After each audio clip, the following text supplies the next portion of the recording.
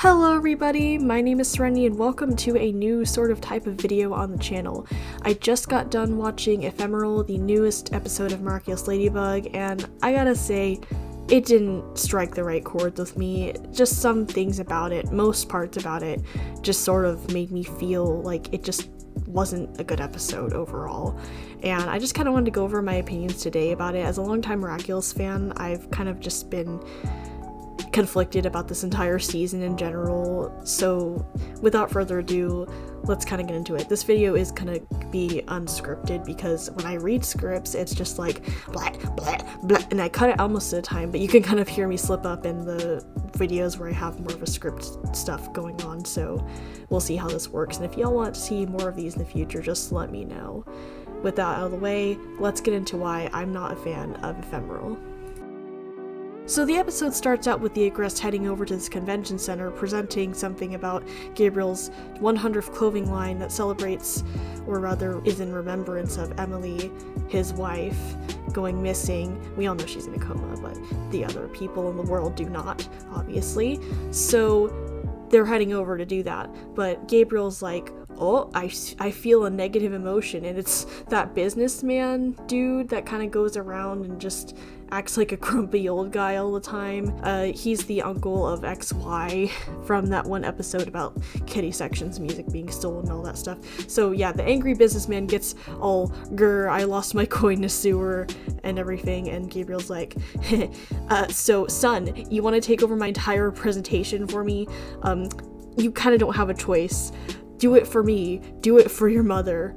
Also, kind of need to make more money to get more stuff for the secret lair thing that you don't know about, but what did I say? Bye son, good luck, you'll do great, haha. So he leaves to do his own little thing in his secret lair, and Adrian's like, well, okay then. And while he's doing the presentation, we see that the heroes are just going to fight the business dude who is akumatized into a giant floating money vault that goes around zapping things, probably gaining more coins for his collection. I think that's what his power was. I wasn't really paying attention. I was more paying attention to the plot. So in this fight in particular, it was kind of awesome to see all these different heroes coming together, not gonna lie. We had 9 other heroes besides Ladybug. We had Polymouse, Ryuko, Carapace, Vesperia, Pegasus, Pigella, Viperion, King Monkey, and Purple Tigress. All of them were working together to replace Cat Noir's Cataclysm because he couldn't show up. He was literally doing that presentation thing that Gabriel shoved him into doing earlier, and in response to him not being there, Ladybug was like, alright, we get in the whole crew together. You get a Miraculous. You get a Miraculous. Everyone gets a Miraculous today. And they finally beat the villain dude by like a combination of lots of things going on. I don't know, I can't remember. But they defeat the villain dude, and Marinette's like, oh yeah, we saved the day, and then she goes back home and everything. But then Master Suhan, that celestial guy that was the guardian of the miracle box before Master Fu, who came to Paris to kind of basically get revenge on Master Fu or whatever, he comes around, he's like, why did you give out this many Miraculous to so many people when all you could have done was just went, haha, thing go destroy with Cat Noir's power? And Ladybug's like, well sir, Cat Noir wasn't there. And he's all, you need to find out his secret identity or else, or otherwise I'll find him and I will, basically the I will find you and I will kill you meme, except as I will find his Miraculous. I will find him and I will take it away and give it to a new person that you'll know the identity of. And to me, I'm just like, then she starts going over the whole thing of, hey, we kind of can't do that. If we know each other's secret identities, then we'll all be in danger, and it'll be your fault, Mr. Suhan. So you gonna let that happen? He's all, I don't care what happens, you need to get a secret identity. So she basically goes and pairs up with Viperion later, and they go to the Eiffel Tower to try to find out Cat Noir's identity. So Viperion and Ladybug set up a meeting at the Eiffel Tower. Viperion plans to turn back time at 1:05 in the morning because him and Ladybug have this countdown going. Cat Noir shows up at the Eiffel Tower. They do the little thing of, I think it's finally time to reveal our secret identities, but you should go first, Cat Noir, because we kind of need it for plot. Ladybug goes, and does all this whole fluff of, you're Adrian Agreste, you guys are total different people from each other, and he detransforms, and she's like, oh my gosh, you really are. But instead of reversing time with Viperion, she goes and keeps the timeline running, and Luca's just like, I hope she knows what she's doing, which she doesn't know what she's doing, let's be honest. She's blinded by her love for Adrian. The next day in school, she just sees Adrian as nothing but Cat Noir, and so she goes up to Luca and is like, Luca, have you ever been conflicted about telling people how you feel about them and everything and how you see them? And he's like, I do. I think you should go and tell them the truth. I think he said go and tell them the truth, but I'm not sure. So over the next couple of scenes, Ladybug and Cat Noir, now Adrian, she lets him know about stuff that's going on with the Senti monsters and the akumatizations as, in his civilian identity. And there's like this montage that plays of them beating up the victims of Shadow Moth and reversing all the damage and everything. But then after all of that, one time after the fights, she's like, I think I'm ready to reveal my secret identity. And then she's all, I'm Marinette. Are you disappointed it was me? Adrian's all, no, I could never be disappointed. That's one of my best friends. And so you get the whole Adrianette shipping stuff that, some of us have been waiting for a while for. And Adrian's talking to Marinette in his room on the phone, and Gabriel's just kind of lurking in the corner, and he hears Adrian say, see you soon, milady, in the Cat Noir kind of voice that he has. And Gabriel's like, oh my goodness, my son is Cat Noir. Well, time to use my advantage for our plan. This kind of makes it so much more easier. So he tells Adrian, come into the basement that kind of was totally there the whole time. Adrian's all, okay, this is weird. So, he sees his mom for the first time in a glass case. Ladybug takes a picture of her Lucky Charm, which was a watch that was at 1 a.m., and she sent it to Luca, either as Ladybug or Marinette, through the phone or the yo-yo, and Luca gets it and is like, oh my gosh, I gotta go talk to Sass about this. When he gets to Marinette's house and speaks to Sass, Sass is all like, well, when you rewrite the universe after making a wish with the Black Cat and Ladybug Miraculous, you kind of have to just erase everything and then rewrite the universe as it was, but then, with the wish included, with the reality change being done.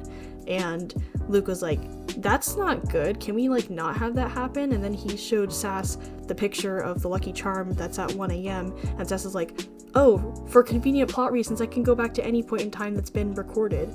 Let's go. Everyone's all, no, you can't do that because when Aquami uses their power, it can cause unimaginable destruction and other things for humanity. And Sass is like, we don't really got no choice, do we? And then so they go back in time, but then all these different glitches are happening in the timeline where dinosaurs are showing up in the streets of Paris. There's a blimp in front of the Eiffel Tower, and the city is just glitching out like crazy.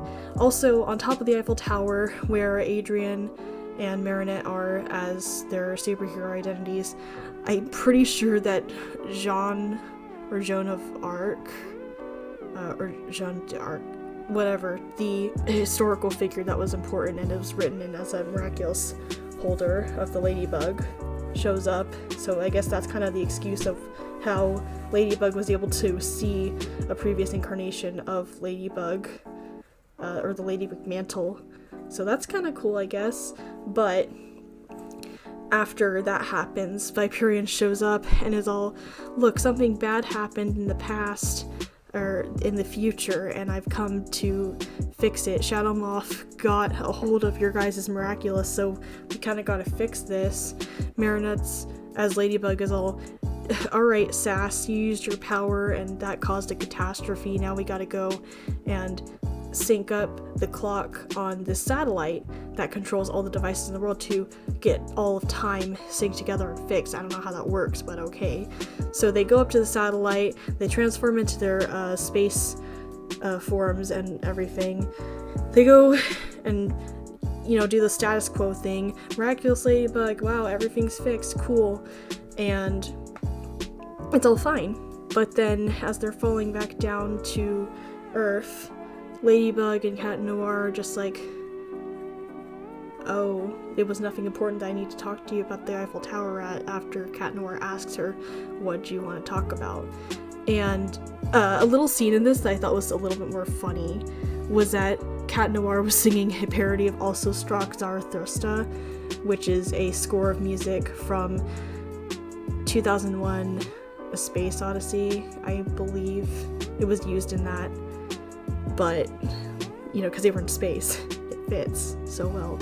But when Marinette goes back to her house as Ladybug, Master Suhan's all, you didn't find out his identity and everything, because it's like the first timeline where she didn't know his identity before. And she's all, no, I don't want to know, because you know why? We have that rule in place for a reason.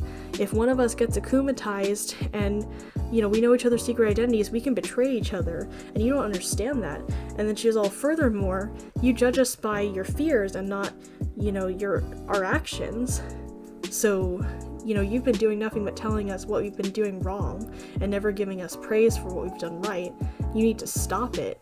And so the guy's just like, fine, I guess I will stop judging you by your fears or by my fears, and I'll judge you by your actions, because, you know, you're doing such good things as a guardian, and I've just never done these things before. It's all against the rules. And I think Marinette's all just like, dude, we're guardians. We can make up the rules ourselves as long as it protects the people we love and everything works out okay in the end, because it's a kid's show.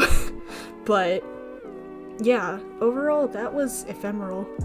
But now that we've gotten over the summary of the episode, here are some of the reasons why I think it just kind of doesn't make sense, or why I just don't really like it in general myself as a fan. So the overall plotline of the reveal was exciting at first, but then when I learned that it wasn't going to be like in the long haul, it made me feel a little bit more like it was a cop-out. Like, more of it was like fan service. It was giving us the Adrianette moments that a lot of fans have been craving since day one, and all these other different aspects, like, you know, the past Ladybug showing up. I feel like that was a sort of fan service thing too. And like a lot of different aspects just felt like this was a fan fiction. It was all written out, like, it didn't feel like it came from the official writers. It just felt unofficial. There's no other way that I can really explain it. The whole Luca is the only one that can fix everything. It makes sense because he's the holder of the snake Miraculous. But at the same time, it's like, what if he just, you know, scrolled back his power without Ladybug's consent anyway, and he made up, oh, I got his secret identity, because he already knew the secret identity of Cat Noir. I really would want to see the hypothesis of, like, that being played out. And another thing about the relationship is just, I don't know, it just felt kind of forced to me in that situation. It didn't really feel as natural as some moments were earlier on in the series with the umbrella, and some of the more like touching moments in the New York special when they were dancing on the rooftop in the air. That felt more genuine than this whole stuff with the whole reveal and everything. I can appreciate that they had a moment of, like, Adrian saying, okay, she's more than just a friend, like, he finally saw the light, but he only saw the light for a little bit, and it maddens me that it's basically stalling the inevitable of if they're ever going to get together or not. And I don't know if they're just saving the real reveal, the, like, true canon reveal, for, like, after Shadowmoth gets defeated, since it's kind of going to be around the end of the Shadowmoth arc soon, if I'm not mistaken, from, like, the teasers and the trailers and the summaries that we've gotten overall.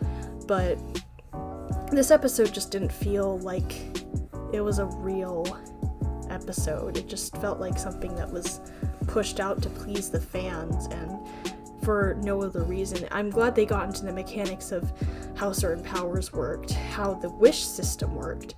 They did a really good job of explaining how the universe had to be basically destroyed and rewritten, kind of like what the judge was going to do in The Good Place to everyone afterward.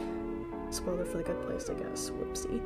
But yeah, overall, I don't think I'll be liking all of Ephemeral, but I can appreciate some moments in it. It just didn't hit right for me than a normal episode would have. A lot of season 4 just turned out to be a lot of filler with some story in it, and that's something that I don't really feel close to in a show anymore, especially with what happened to Steven Universe and how much filler that had. It just doesn't really sit well whenever a show does that. I don't think it sits well with anyone, because when you're trying to have a plot line go forward, it doesn't really help to have things in between. If you like this really, really horrible, rambly video about my thoughts in general, please let me know. Leave a like, comment, subscribe, all that jazz, and let me know what you think. I really want to hear from other Miraculars who have been a long-time fan of the show. I've been watching ever since season 1. I was really interested in the premise ever since like middle school, but now that I'm in high school, it's like, when are they actually going to start adding even more plot elements into it? And I know they've had a lot in there, but it just seems like it's a lot of shipping and fan service right now, which can either be good or bad to a show's lifespan or even fandom. So anyway, with that being said, my name is Serenity, and I hope to see you in the next video. Bye!